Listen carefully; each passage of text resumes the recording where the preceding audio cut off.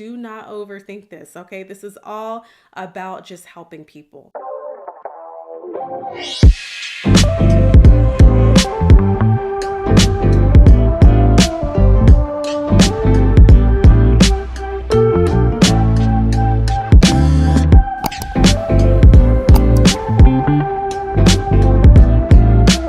Hi, and welcome to Soul Podcasting. I'm Demetria, your host, and today we're going to be talking about how to launch your podcast without perfection. I know when you're first thinking about starting your podcast, you want to make sure that all your ducks are lined in a row and that everything's going to be just right, but there's never going to be a just right. So let's go ahead and talk about how to launch your podcast without being a perfectionist. So my first piece of advice for you is to make sure that you remember your why.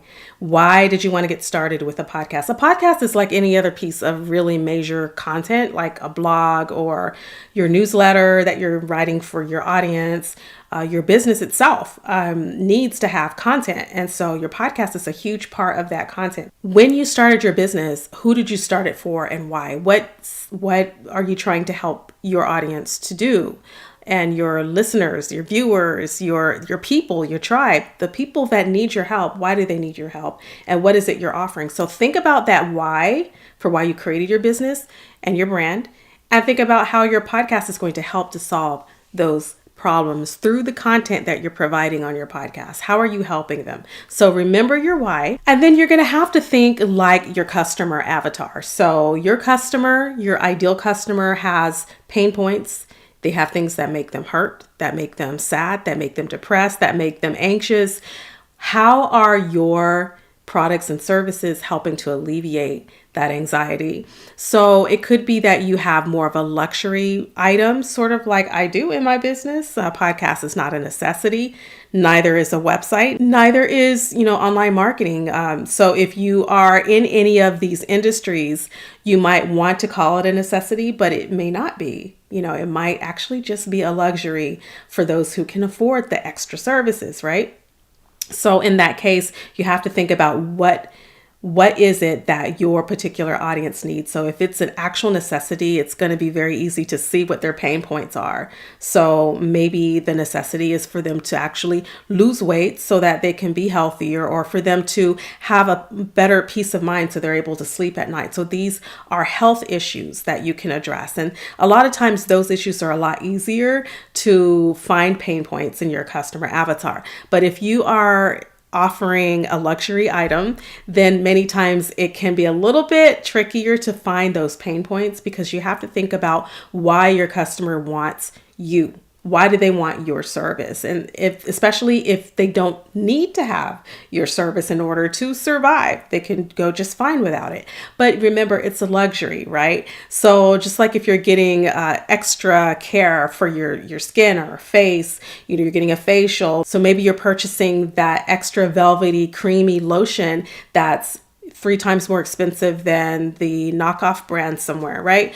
But you're spending the extra money, you're investing that in yourself because you feel like your skin needs a little extra TLC. And so that would be my pain point. For example, if I needed a little bit extra moisturizing and I wanted a really good skincare product, then I would invest, because my pain point would be that I needed that extra. And I wanted to make sure that the brand stands behind their value and that, I can trust that brand because of what they stand for.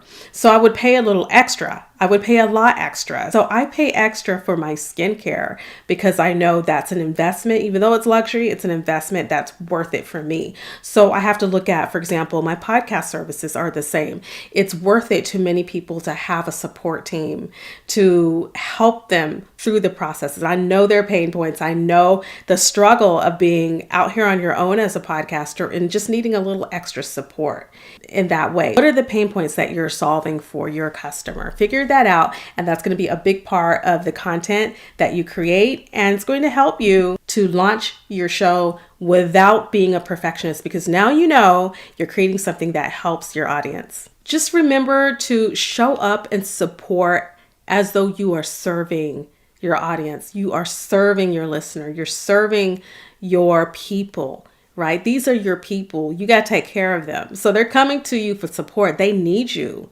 right? So your job essentially is to bring them into your circle of influence and start to love on them, spend time with them, just give them what they need. And so that is what your podcast should be doing. It should be massaging your listener and helping them to feel loved and supported through what you're offering. On the back end, you have services and products that you're selling as well, but your podcast is not just a place to sell, it's a place to share and support your audience and your listeners. You have to bring value first before anybody wants to purchase what you're offering.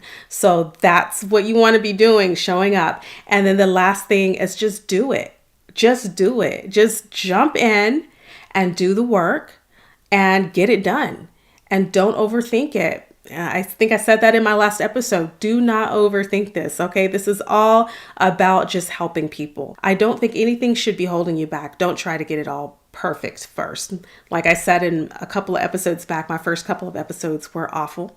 I did my best, but it was pretty rough. And the reason that I still have some of those shows up today is because the value was worth it. For many people, the content is what they came for. On my homeschool podcast, my first couple of episodes were really bad, but people listened. They didn't care that the sound quality was really poor. They didn't care. They just wanted to be supported, encouraged in their homeschool endeavors, and it helped. So I left the podcasts there, even though the sound isn't great. So don't be a perfectionist about this. Just remember to show up to help people. And that's all I have for you today. Thank you so much for listening to this episode of Soul Podcasting. Again, if you need any additional support with your podcast, you can find me at impactpodcastcoach.com, and I'm happy to help you. And until then, happy podcasting.